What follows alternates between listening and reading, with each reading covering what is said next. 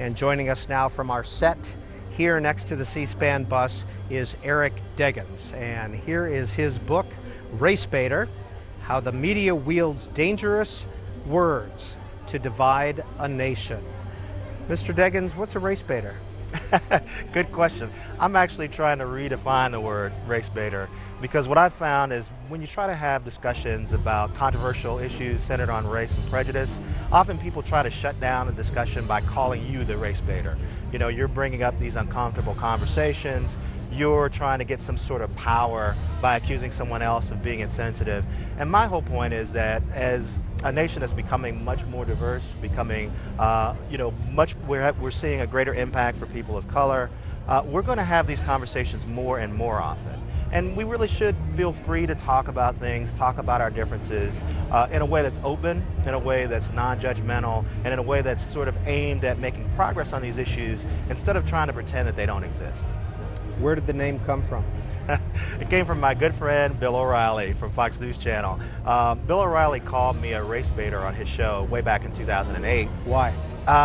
I'm not really sure why. I mean, he cited the fact that I'm the chair of the Media Monitoring Committee for the National Association of Black Journalists. But in that group, all we try to do is give people some suggestions on how to better cover issues involving race and prejudice.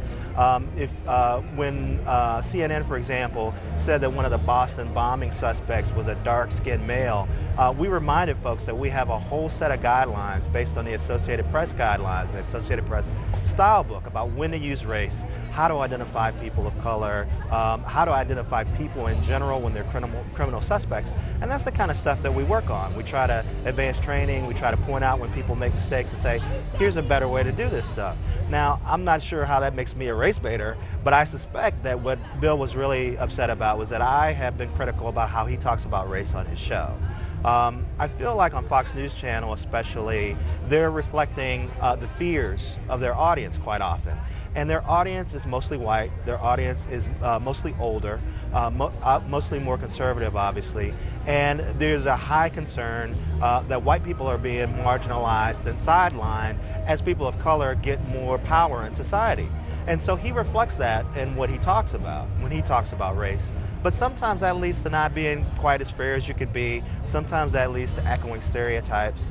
And I've called him out a few times on it, and I assume that's why he called me a race baiter. And so I wrote a piece for the Huffington Post, and I wrote a piece for my own newspaper, the Tampa Bay Times, where I talked about, you know, if Bill O'Reilly's calling me a race baiter, maybe I'm doing something right. And then I told that story to some friends, and they said, you really should write a book about how when you want to talk about issues of race, people will try to shut you down by calling you a race baiter. And I said, you know, that's a good idea. So basically, I took about 10 years of writing that I've done on race, prejudice, stereotypes, and media, pulled it all together in one book, and I used the unfortunate circumstance of the race baiter accusation from Bill O'Reilly as a way to sort of overlay it all. And in Race Baiter, you write, this book is an attempt to decode the way media outlets profit by segmenting Americans. You call it the tyranny of the broad niche. What happens as the biggest pieces of an increasingly fragmented audience are courted at the expense of many others. Yeah, well, there's this idea, once upon a time, you know, we remember when there were 3 or 4 networks, you know, and media made money by drawing together these huge audiences and then selling advertisers access to them.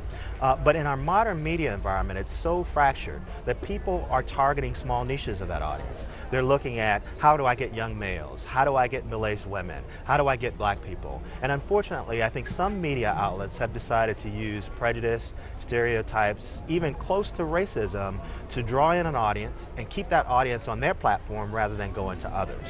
And so what I try to do in this book is I try to explore that a little bit. I try to describe why that's happening, and I try to help people kind of diffuse these things so that they can recognize it when they see it on Fox News Channel, when they see it on MSNBC, when they see it on the Drudge Report or on Breitbart.com. They have a sense of what's going on, and they're armed. They're made more media literate, and they can respond to it in a way that makes sense. Eric Deggans is our guest. The book, Race Baiter. The phone numbers are on the screen. 202 is the area code, 585-3885. For those of you in the East and Central time zones, 585-3886. If you live in the mountain or out here in the Pacific time zones, Go ahead and dial in now if you have a question or comment you would like to make. But you can also contact Mr. Deggans via social media. Our Twitter handle is @BookTV, and our Facebook page, facebook.com/BookTV. You'll be able to make a comment right there as well. Mr. Deggans, you used the term coded language. What is that? Well, there's a lot of ways. I mean, because I say one of the great successes of the civil rights movement is that we've reached a point where outright racism is marginalized and demonized, right? It's rejected. So when people want to talk in these ways where they're invoking prejudice or stereotypes, often they use coded language. They don't say what they mean right outright. They say something that comes close to what they mean. So when we see someone like Newt Gingrich running for the GOP nomination for president, and he calls Barack Obama the food stamp president, on one level he can say, well, I'm talking about how more people went on food stamps during Barack Obama's presidency than any other president. Now you can dispute that figure or not, and some people have, but that's what he says he means there. But there's another meaning on top of it, where black people are associated with welfare programs. Welfare programs are considered undesirable. That term welfare is considered undesirable. And if you can connect a black president with the idea that he's handing a bunch of free stuff to people to get them to vote for him, then that's an association that can work with voters. And indeed, journalists who interviewed folks who voted in the South Carolina primary, where Newt Gingrich won the Republican contest, said that that idea was a strong one for them, that that association was something they agreed with. So we see even now politicians can use this coded language, reach the people that they want to reach, but also be able to deny that they're using that tactic because there's another meaning to the word. Book TV covered you recently at Indiana University, and it seemed to be primarily an African-American audience listening to your presentation.